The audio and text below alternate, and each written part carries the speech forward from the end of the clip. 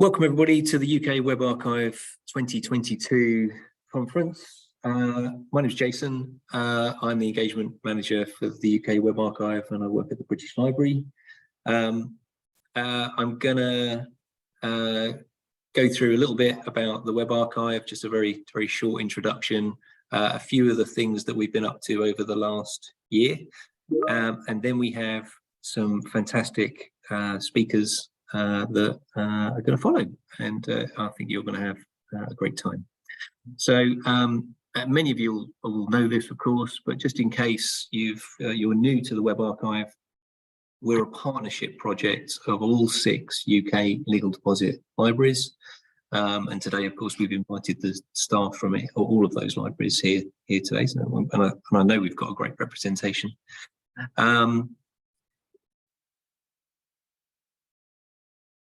How long have we been going? We started the project in 2005, and for quite a few of those early years, we only selected websites with the express permission of the owner. This is thousands and thousands of websites, but don't be fooled by only thousands. It is actually a very large portion of what we collect now. So some of these websites we've been collecting for over 15 years. Big change came in 2013 when the Non-Print Legal Deposit Act regulations came into force, and this meant that we can change the scale of what we collect. We can collect anything in the UK that we can determine as a UK website without permission of the website owner. The proviso on that being that those items collected under that legislation can only be viewed in a UK legal deposit library reading room or controlled space. The main way we access the collection is through our website,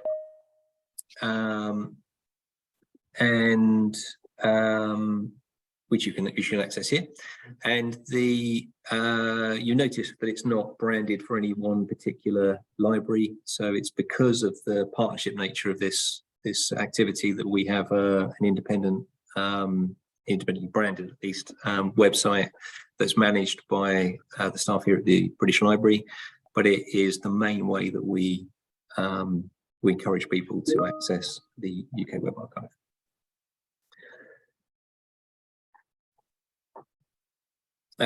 Here is a archived webpage of the National Library of Wales from back in 2018, and just for the sake of showing you the differences, this is what it looked like today.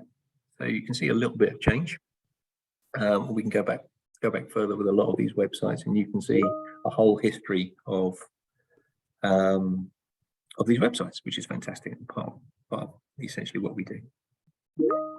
Another service I'd just like to point out is our Shine service, which has been going for quite a few years now, and is based on data that was given to us by the Internet Archive, and these are .uk's from 1996 to 2013.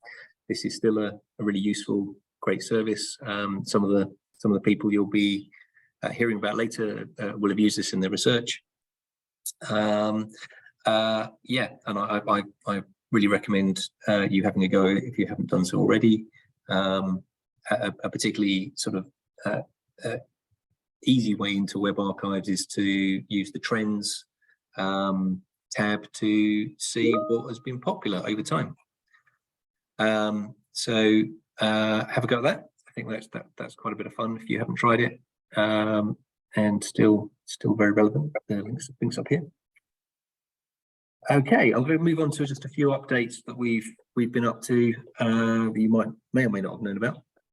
So one of them is that we changed the way the topics and themes page worked by adding categories. So we now have, is it 131? We might have even more since then, but we have over 130 top level collections on a vast number of topics, all of which are really interesting, but was getting to be a long and unwieldy list if you wanted to find something specific. We previously just had it in alphabetical order. So one thing that we've added, we've got 7 different categories, and now you can search for a collection through this page.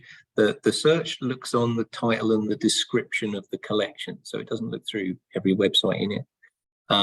But if you're looking for something specific, or if you're trying to see if we've got something on sport or politics or election, it's a nice shortcut for doing that. So have a go at that. That's we think that's very much improved the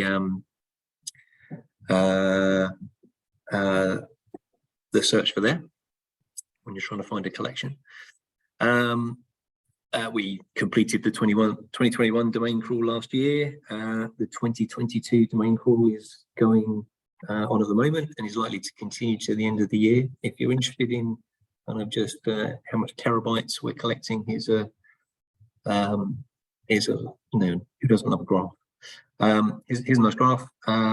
We're collecting more data than ever, and we'll see if that trend continues. Some of my colleagues worked with a researcher called Sharon Healy on a fantastic report. I won't say too much about this because there's a whole session on it from Helena and Nicola later, but this is a really big deal for us in the web archiving world, and you'll hear a bit more about this later. It's very good. Collecting sport has been a big deal this summer. We've had the Women's Euros, which we did a big push on. We had the Commonwealth Games in Birmingham. Earlier this year, we've had the Queen's Platinum Jubilee, which you'll hear more from Daniela soon. The conflict in Ukraine, and this is something we've collaborated on internationally as well. Her Majesty the Queen passed, so we've done a collection to commemorate that. And of course, we have a new monarch, so it does seem there's a lot of royalty this year, but I think it's been significant. And then some other really important collections: East and Southeast Asian in the UK collection. This really adds to our diaspora community collections, which are now a really fantastic group of collections. NLS are leading on the cost of living crisis collection. That feels like it's going to be a really important one in the future. And the climate crisis, a continuing collection. You'll hear more from Andrea later about that. We have some formal relationships with researchers. We've just over the last year, we've had Sarah, Abdul, and Daniela, and you'll be hearing Daniela's journey. These are 3-month placement students from the Cleopatra project, and which is also one that Caillou is working on as well. And we are just getting to the end of Liam Markey's collaborative doctoral partnership. He's just writing up the last of his thesis on military victimhood. You've heard him before in previous UKWA annual conferences. And I'd just like to welcome Cameron, who might be in the audience here. He's just started his PhD on racism and anti-racism in football fanzines and football websites, which is going to be great. And I'm sure at future conferences he'll be telling more about that. That's pretty much it from me. And here's some links. I'll share these slides as well. I'm going to stop recording.